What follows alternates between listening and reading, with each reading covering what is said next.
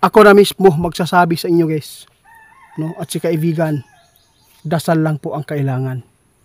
Ngayon po, mula nang napanood po nila yung video natin tungkol po sa nagpaabot sa atin ng pagtatanong sa ating kaibigan na duwende, nandito si kaibigan natin guys, si tatay, na itanong natin kung magaganap na po ba talaga yung Dabiguan ngayon 25 sa February. Kasi po tay, mayroon pong nagsasabi at nagpaabot kasi hinulaan po daw ng nagpredict po yan. Ngayon po daw February 25 mangyayari, hindi lang po nila sinabi kung sino po yung nagprediction dito na sa 2025 February 25 din mangyayari po yung Dabiguan. Nakakatakot po ito para sa lahat dahil po ay pinangalanan po nila yung buwan, pizza, hindi ko lang natanong po kung anong oras ito. Basta may nagchat po sa atin na si Ate Blue Maris, no? Ate Blue Maris po ba yun? Basta mayroong nagchat po sa amin kaibigan na itanong daw ulit sa inyo kasi nakulangan ba sila ba? Gusto po nila na ma-update po lagi para po ay makapaghanda kung mangyayari po ba talaga yung Dabiguan ngayong 2025 February 25 din. Ano pong masasabi po nyo dyan?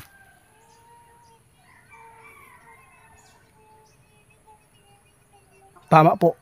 Sa inyo lang po ito guys ha. Sa lahat po na nagtatanong. Kung magaganap po ba talaga yung sinasabi po ng mga nagprediction dyan na 2025 sa February 25 may tabo mangyari yung paglindol na malakas, yung big one, the big one. Kaya sabi po ng ating kaibigan, huwag po kayo magpanik kasi po alam po ng ating kaibigan ngayon sa 25 hindi po yan mangyayari po yung nagprediction dyan na 25 daw mangyari ang kusog na linog. Tay, ano po? Pero kung magtatanong kayo na kung meron pa bang lindol, meron mangyayaring lindol, pero no, hindi po talaga daw totoo po yung nagpredict dyan na mangyayari po ngayon 25 ng December naman noon, February. Yes, dili po mahitabo ang Dabiguan karong February 25. Ayaw mo kahadlok tungod kay karang prediction nila o say magtsamba-tsamba po na ilaha ba. Oo, mo lang maayo nga. Kung mag-predict ka, ayaw lang po kaayo og hinganli og kanang kuan. Kaya nakitaan mago ng ating kaibigan dili man may tabo. Kung naa may mga posibilidad na pangyayari, no, mga lindol lang na hindi po talaga masasabi natin na Dabiguan. Huwag po kayong mag-alala ha, kasi po linaw na linaw po ang ating ipinapaabot sa inyo at ito po ang aktual na sinasabi po ng ating kaibigan na si tatay. Tay, ano po ba ang mangyayari kung sakali man ay mangyari po yung Dabiguan po dito sa amin? Unang-una po, ano po ang pinakamalaking trahedya po dito? Trahedya, kung ano po mga lugar po ito na pwede maapektuhan sa Dabiguan. Kasi po sinasabi po niyo noon, baka po makalimutan po sa iba. Baka meron po tayong mga followers na bago lang po sa ating channel na hindi po nila maintindihan. Baka hindi po nila alam ba? Oh, ito po. Ano po? Wow. Ito ang sorte sa atong amigo. Bisaya na ito guys para makasabot ang mga Bisaya. O Tagalog kung po na to. Ito po ang sinasabi po ng ating kaibigan. No? Yung Dabiguan, unang-una, ang pinakamalaking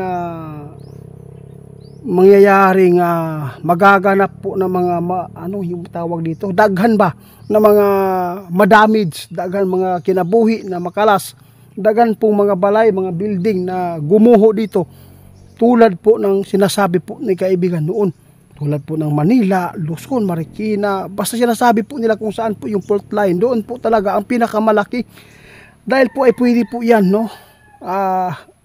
Yung area na yan ay pwede po yan na magawang tubig na dahil po sa bigat na siguro ng naitayo po doon sa area po nila, lalo na ay malapit sa dagat. Pag ito ay mangyari po yung Dabiguan tay, no, ito po yung tinutukoy po nyo na malaking damages na mga bahay building na gumuho dito.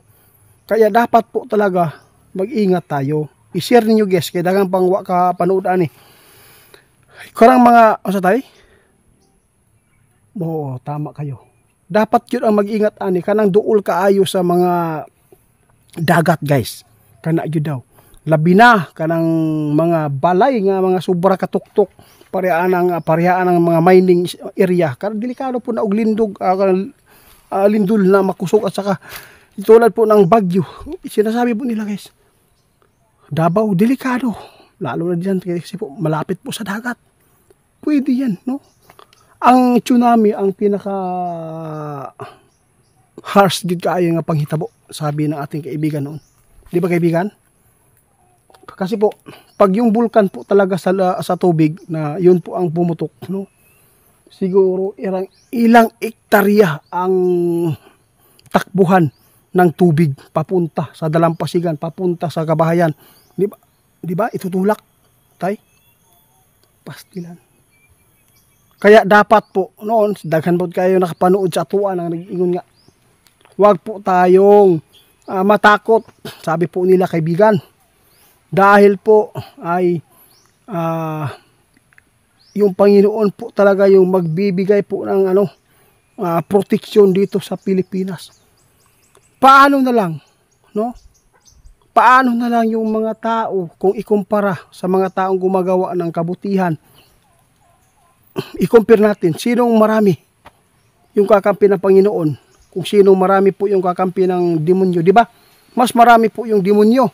Di ba nakakaawa po yung gumawa ng kabutihan kasi po nadadamay sa demonyo. Di?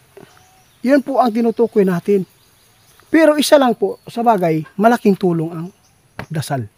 Yun po talaga. Pero pagsabihan po ninyo kami na wag kayong, hindi tayo matakot dyan dahil po ay mahal tayo ng Panginoon, no?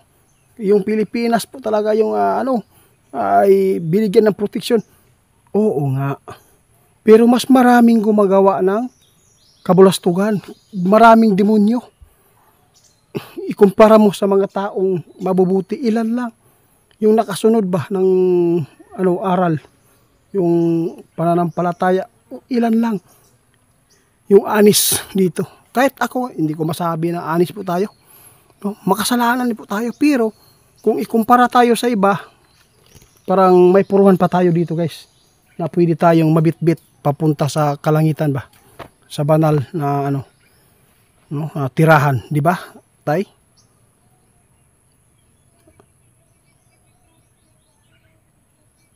Oo nga, tama si tatay. No? Ito lang ang masabi ni tatay. No? Dahil po nalaman po nila na maraming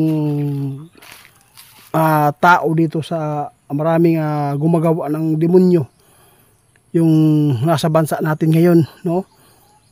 Ang maprotektahan lang diri katura po mga buutan katong tinuod nga nag-alagad. Pero ang problema lang dito, yung mga mabuting tao nung nakatira diyan sa mga maraming gumagawa ng kasamaan, madadamay. Uy, karaga sa muingon lagi, pinangga yun ang Pilipinas, tinuod man na, pinangga daw. Tinuod, sinabi po yung kaibigan. Pero kahit anong gawin pa, no?